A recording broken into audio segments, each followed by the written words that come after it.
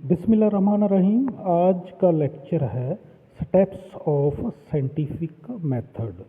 There are 7 steps. Number 1 observation, number 2 question. जो हमने observe किया है उसके ऊपर सवाल को उठाना। जैसे हमने अगर ऑब्ज़र्व किया है कि गर्मियों में साइकिल के टायर फटते हैं, ये हमने ऑब्ज़र्व किया, तो सवाल पैदा होता है कि ये क्यों फटते हैं। या अगर हमने चांद ग्रहण को देखा और चांद जो है उसको ग्रहण लग गया, तो ये क्यों हैपनिंग ऐसी हुई है। या हमने देखा कि अगर किसी पौधे को रोशनी नहीं मिली तो उसकी ग्रोथ रुक जाती है। रोशनी का पौधे की ग्रोथ के साथ क्या ताल्लुक है, ये सवाल है। सवाल इस तरह भी पैदा होता है कि वीकली टेस्ट जो है वो बच्चे के स्कोर को बढ़ा देते हैं मैथमेटिक्स में। ये भी देखा गया है, ऑब्ज़र्व किया गया है। अब सवाल ये है कि ये क्यों वीकली टेस्ट जो हैं वो मैथमेटिक्स में 8वीं क्लास के बच्चों का स्कोर बढ़ा देते हैं as compare to those students who do not take weekly test.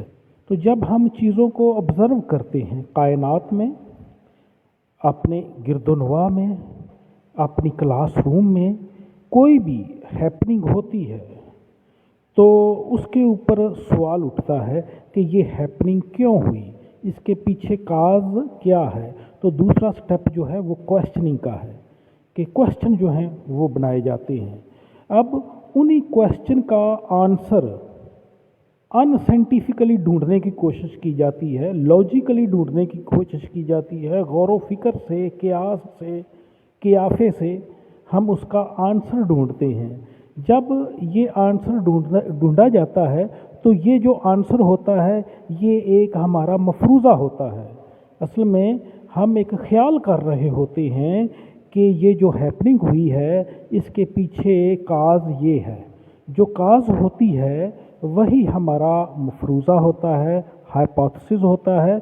हम फिर अपने इस हाइपोथेसिस को टेस्ट करने के लिए कि आया कि यही वजह बनी है या ये वजह नहीं है, तो उसके लिए हम एक्सपेरिमेंट करते हैं। और एक्सपेरिमेंटेशन के बारे में कल मैंने आपको तफसील से बताया है कि एक्सपेरिमेंट करते हुए हम साइंसी आलात इस्तेमाल करते हैं जिससे हमें डेटा या इंफॉर्मेशन एक्यूरेट मिलती है। और हमारे पास क्वांटिटेटिव डेटा आता है जिसको न्यूमेरिकल डेटा भी कहते हैं, जिसको एम्पिरिकल डेटा भी कहते हैं। तो जो हमारे पास डेटा आएगा वो फैक्ट्स एंड फिगर में आएगा। तो फिर 5वें स्टेप पे हम उस डेटे को कलेक्ट करते हैं कि जो भी डेटा हमारी काज के मतलब है या इफ़ेक्ट से मतलब है या एजुकेशन में स्टिमुलस और रिस्पॉन्स से मतलब जितना भी डेटा है उसको हम मुख्तलिफ एक्सपेरिमेंटेशन के ऑब्ज़र्वेशन से हम डेटा कलेक्ट करते हैं। और इस डेटे को फिर हम एनालिसिस करते हैं कि डेटे में सिमिलरिटी है। उसके लिए हम मीन स्कोर इस्तेमाल करते हैं, मीडियन इस्तेमाल करते हैं, मोड डेटे को देखते हैं कि किस तर्ज का डेटा है, उस हिसाब से हम फिर उसकी एवरेज जो है वो लगाते हैं। बाज़ का हमें फ्रीक्वेंसी में डेटा चाहिए, जैसा कि वीकली टेस्ट आपने कितने लिए हैं, एक सेमेस्टर में 10 लिए हैं, 5 लिए हैं, 6 लिए हैं, तो ये फ्रीक्वेंसी आएगी। अगर आप इनका मीन निकालना चाहें तो आप इनका मीन भी निकाल सकते हैं।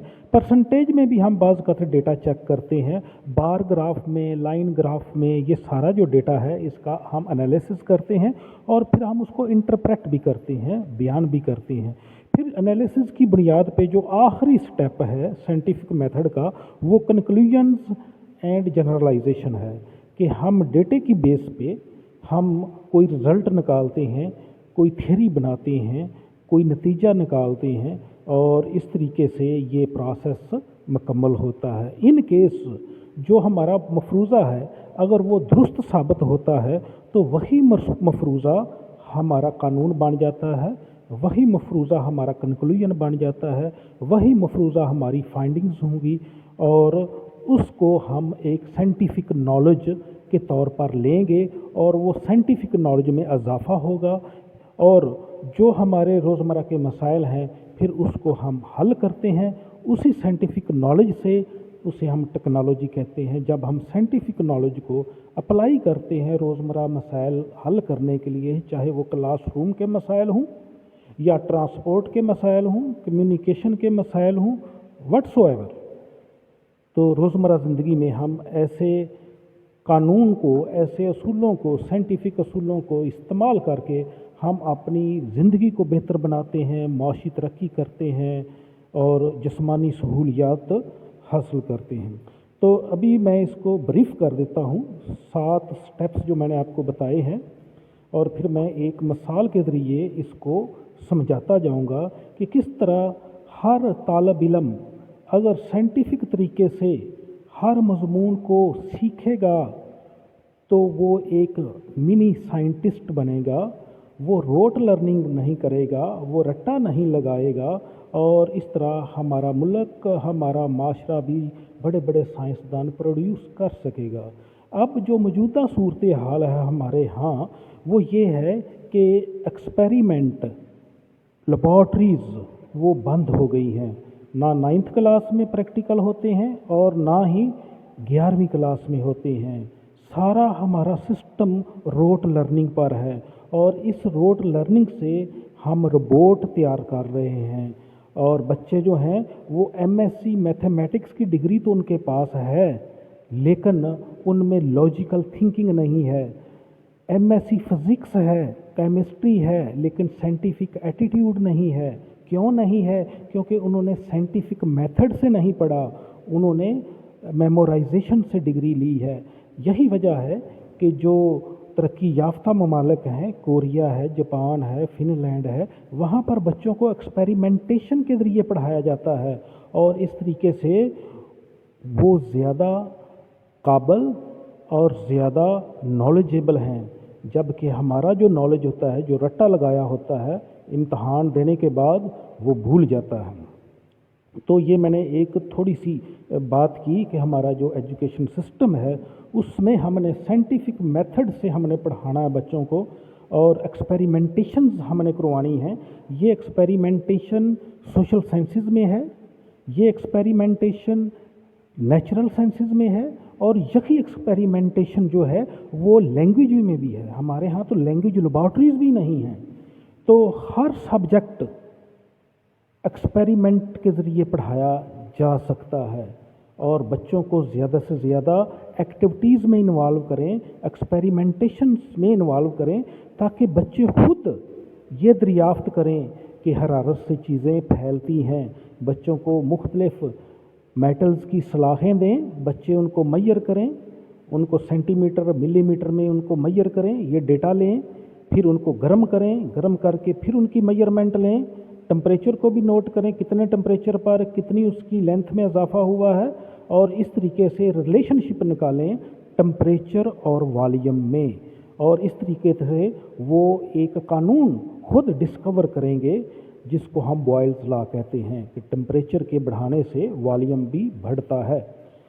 अब फिर मैं दोबारा 1 बाय 1 स्टेप पे आता हूँ। पहले मैं एक नेचुरल साइंस की मिसाल देता हूँ, और उसके बाद फिर मैं एजुकेशन की तरफ आता हूँ, क्योंकि नेचुरल माहौल में दी जाने वाली मिसाल कंक्रीट होती है, और जो एजुकेशन में है ये थोड़ी सी अब्स्ट्रक्ट होती है। इसलिए पहले हम एक नेचुरल असूल या कानून जिस तरह बनता है साइंटिफिक मेथड से उसको डिस्कस करते हैं। हमने जैसे देखा कि जब गर्मियाँ आती हैं तो टायर फटते हैं, ये एक वकूआ हुआ है, ये एक ऑब्जर्वेशन हमने की, ये एक हैपनिंग हुई है, इसको फिनोमेना भी कहते हैं। ये एक फिनोमेना है, कोई वाक़या है, कोई हादसा हुआ है, और हादसा क्या होता है, गर्मियों में टायर फटते हैं। हमारे ज़हन में क्वेश्चन आया है कि ये क्यों फटते हैं, ये गर्मियों में क्यों फटते हैं, सर्दियों में क्यों नहीं फटते। तो यहाँ पर एक टेम्परेचर का ज़हन में आया है कि टेम्परेचर कुछ ना कुछ करता है। गर्मी जो है ये टेम्परेचर है। अब टेम्परेचर को मेजर करने के लिए हम थर्मामीटर को इस्तेमाल करते हैं, ये साइंसी टूल है। जब हम इसको इस्तेमाल करेंगे तो ये एक्सपेरिमेंटेशन होगी, जब हम थर्मामीटर इस्तेमाल नहीं करेंगे, वैसे बैठे बैठे ये गैस करेंगे, तो वो फिर हमारा हाइपोथेसिस होगा। यूनानी क्या करते थे? यूनानियों का निज़ाम तालीम हमारे निज़ाम तालीम से फिर भी बेहतर था। इसलिए बेहतर था कि वो बच्चों में सोचने की सलाहियत पैदा करते थे। सुकरात भी इसी तरह करता था, सवाल उठाता था, बच्चे उसका लॉजिकल गैस देते थे। गो के उस वक़्त साइंसी आलात नहीं थे, इसलिए एक्सपेरिमेंटेशन यूनानी नहीं करते थे। यूनानी क्या करते थे?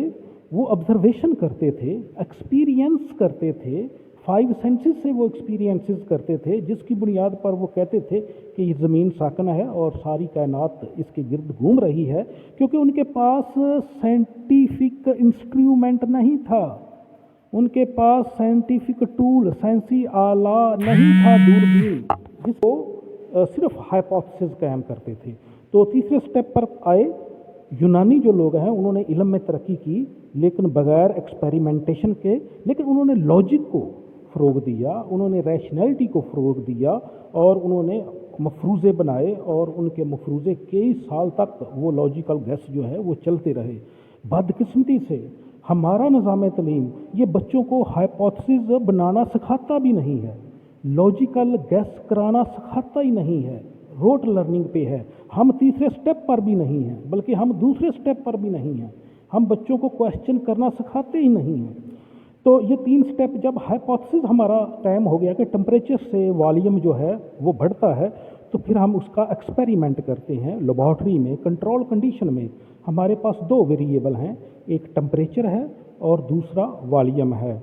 हमने टेम्परेचर को बढ़ाना है और उसको नोट भी करना है थर्मामीटर के ज़रिए कि कितने डिग्री सेंटीग्रेड हम करते जाते हैं, और उससे गैस का वॉल्यूम कितने मिलीलीटर बढ़ता जाता है।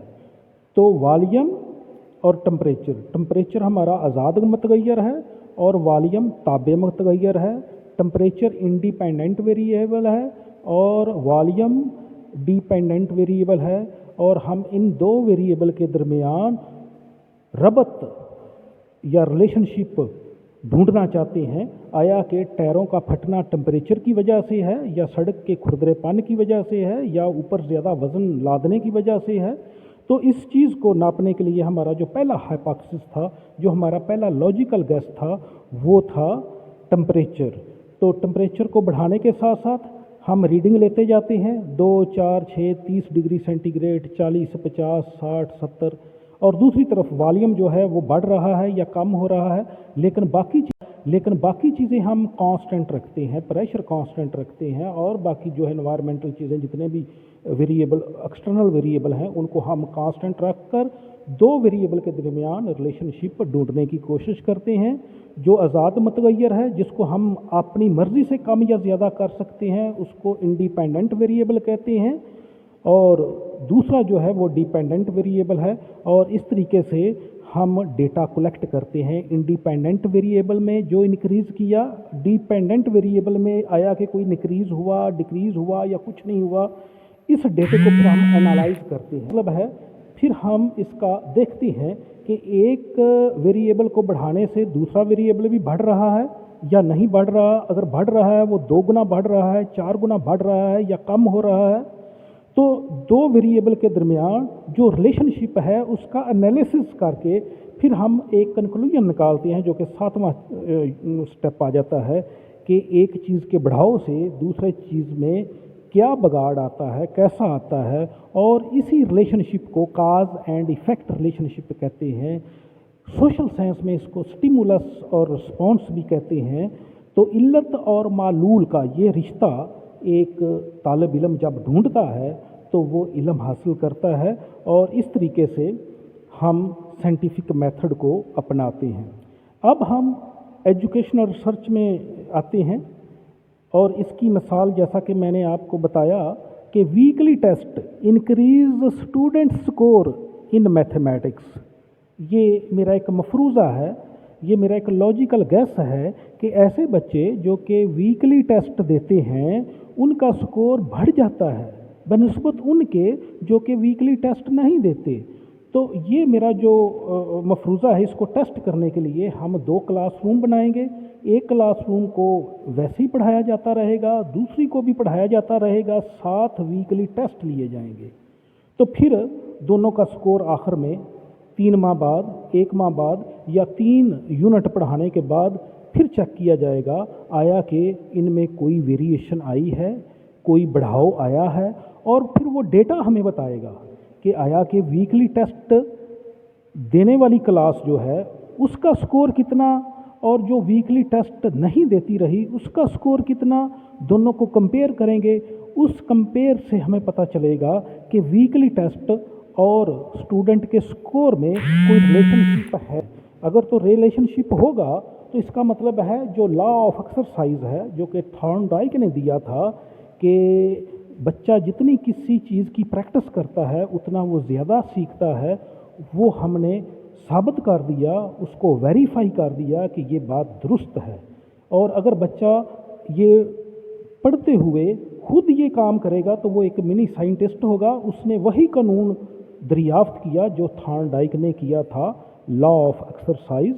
और इस तरीके से फिर हम इसको पूरे निज़ाम तालीम के ऊपर इम्प्लीमेंट करेंगे कि वीकली टेस्ट स्कूलों में लिए जाएं, क्लासरूम्स में वीकली टेस्ट लिए जाएं या मंथली टेस्ट लिए जाएं, ताकि बच्चों के स्कोर में इजाफा किया जा सके। थैंक यू सो मच जी। ये था आज का लेक्चर, और इसके बारे में अगर आपका क्वेश्चन हो तो वो ज़रूर व्हाट्सएप ग्रुप में शेयर कीजिएगा। आपका बहुत बहुत शुक्रिया। अल्लाह हाफिज़।